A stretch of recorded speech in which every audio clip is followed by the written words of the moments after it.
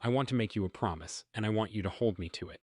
Give me 12 minutes right now, 5 movements, and 0 squats, and by the end of 3 weeks, you will feel strength in your legs that you honestly thought was gone for good. If I'm wrong, you've wasted 3 weeks. If I'm right, you get your independence back.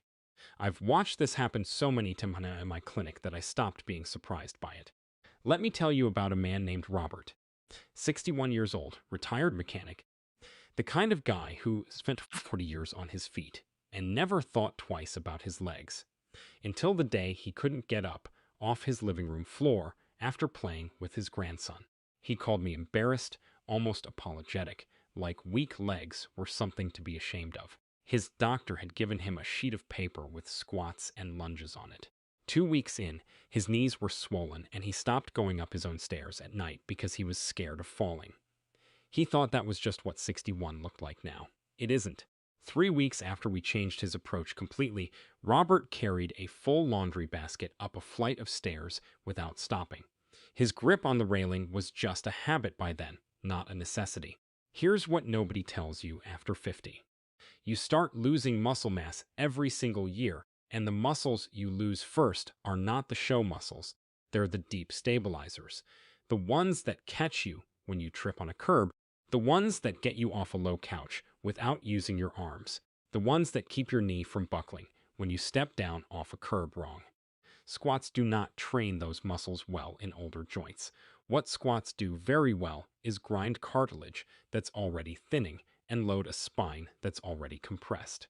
So you're stuck with a terrible choice: wreck your joints doing exercises built for 25-year-olds in a gym, or give up and watch your legs quietly disappear. Neither one of those has to be your story. There is a third path, and it's what we're doing today. These 5 movements hit the fast twitch fibers and deep stabilizers that squats miss completely. They rebuild real functional strength, and not one of them puts shearing force through your knee. Stay with me through number 2 especially, because in my own testing it rebuilt strength faster than anything else on this list, and it takes less than a minute. One quick thing before we start. Drop your age in the comments and tell me honestly, can you get up off the floor right now without using your hands? I read every single comment and I answer as many as I can. Let's start with number 5, and this is the one almost everyone skips because it feels too small to matter. Standing toe walks.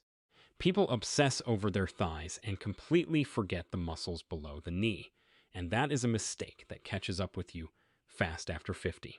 Your calf muscles aren't just there for pointing your toes. They're doing constant, split-second balance corrections every time you shift your weight. They're absorbing the shock of every single step, and they're the engine that pushes you forward when you walk. Weak calves are one of the biggest hidden reasons older adults start to shuffle instead of stride, and shuffling is exactly the walking pattern that leads to falls. To do this, find about 15 feet of open floor space.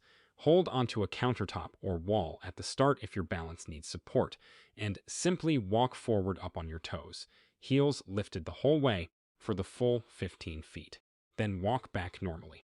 What makes this different from a basic calf raise is that you're loading the muscle while it's also doing real balance work, which is exactly the combination your nervous system needs to relearn. Do 3 passes of this twice a day if you can manage it. Within the first week, most people notice their ankles feel less wobbly stepping onto uneven ground, grass, gravel, a curb that isn't quite flat. That wobbly feeling isn't just annoying, it's one of the earliest warning signs of fall risk, and it's also one of the fastest things to fix once you start training it directly. Number 4 is the one that fixes a problem almost nobody realizes they have until I point it out: wall-supported single leg stands. If you've ever caught yourself leaning heavily on one leg while brushing your teeth, or you dread standing on one foot to put on pants, this is for you. Somewhere in your 50s, your body quietly stops trusting single leg balance, and instead of fixing that trust, it just avoids putting you in that position at all. The problem is real life doesn't avoid it. Stepping over a curb, getting into a car, climbing stairs, every one of those moments asks one leg to hold your entire body weight for a split second while the other leg is doing something else. If that single leg strength and balance isn't there, your body panics, and panic is what turns a stumble into a fall. Stand next to a wall or a sturdy chair, lightly touch it with one fingertip for now, and lift one foot a few inches off the ground. Hold for as long as you can with good posture, aiming to work up to 30 seconds. Switch legs. The goal over 3 weeks isn't to look impressive, it's to slowly knead that fingertip touch less and less until you're barely resting on it at all. This single movement rebuilds the confidence that prevents the kind of fall that changes everything. Number 3, and I want you to really pay attention here because this is the one that surprises people most. Seated to standing transfers, but done slowly and without using your hands. This is the single most common way older adults discover their legs are weaker than they thought, standing up out of a chair and needing to push off the armrests to do it. That push-off isn't a small habit, it's your body compensating for leg strength that's already slipping. And the longer you compensate, the weaker those muscles get, because you've stopped asking them to do the actual work.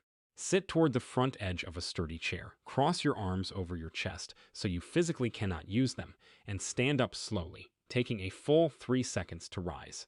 Pause at the top, then lower back down just as slowly, another 3 seconds. That slow, controlled lowering is doing most of the real work here. It's forcing your thigh and hip muscles to control your body weight against gravity instead of just catching you. Start with 8 repetitions, 3 sets. When that gets easy, slow it down even further, 5 seconds up, 5 seconds down. People who commit to this one movement for 3 straight weeks consistently tell me the same thing. Getting out of the car stopped feeling like an event. Number 2, and this is the one I told you to wait for, standing hip hinges holding onto a counter. This targets your glutes and hamstrings, the biggest strength reserve in your entire lower body, and it does it without a single ounce of impact. Most people over 50 have glutes that have essentially gone to sleep from decades of sitting. And when your glutes go quiet, your lower back and knees start doing jobs they were never built to do, which is exactly why so much hip and knee pain after 50 traces back to glutes that simply stopped firing. Stand facing a countertop or sturdy table, feet hip-width apart, hands resting lightly on the surface. Keeping your knees soft and your back flat, hinge forward from your hips, pushing your backside behind you as if you're trying to close a door with it, until you feel a real stretch in the back of your thighs. Then squeeze your glutes hard and drive your hips forward to stand back up tall. The motion is small, but the muscle activation is enormous, and because you're supported by the counter the whole time, there's no balance risk and no joint loading. 12 to 15 repetitions, 3 sets. This is the movement I mentioned earlier that rebuilds strength faster than anything else on this list in my own tracking, and it takes less than a minute per set. Don't skip it because it looks too simple. Simple and effective are not opposites, especially after 50. Before we get to number 1, hit subscribe if this is helping, because the next video breaks down the exact same approach for your upper body and shoulders. And that one surprised even me with how fast people responded. Number 1, and I want to be completely direct with you, this is the single most important movement on this entire list, and if you only do one thing from this video, do this. Step-ups onto a low, stable surface. The reason this sits at number 1 isn't opinion, it's because step-ups are the closest thing to a direct rehearsal of real life. Climbing stairs, stepping onto a curb, getting into a truck, stepping over a threshold, all of it is a variation of this exact pattern. Training this one movement trains your legs for the actual moments that matter most. Find something 6 to 8 inches high to start. The bottom stair of a staircase works perfectly. Place your entire foot flat on the step, press through your heel, and stand all the way up, bringing your other foot to meet it. Step back down slowly, leading with the foot that didn't step up first, and control that descent. Don't just drop into it. That slow, controlled step down is doing something the step up alone can't. It's training the exact muscle action that stops you from crumbling when you misjudge a step in real life. Do 3 sets of 10 on each leg.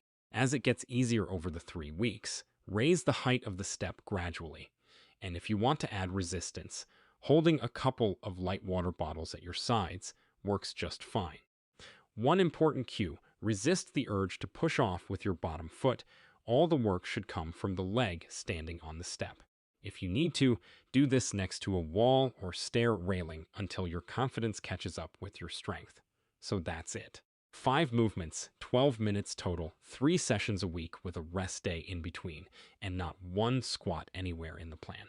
Your legs have carried you through every single day of your life so far without you thanking them once. 3 weeks of this is a small price to pay for getting years of that strength back. If this helped you, subscribe so you don't miss the next one, and I'll see you there.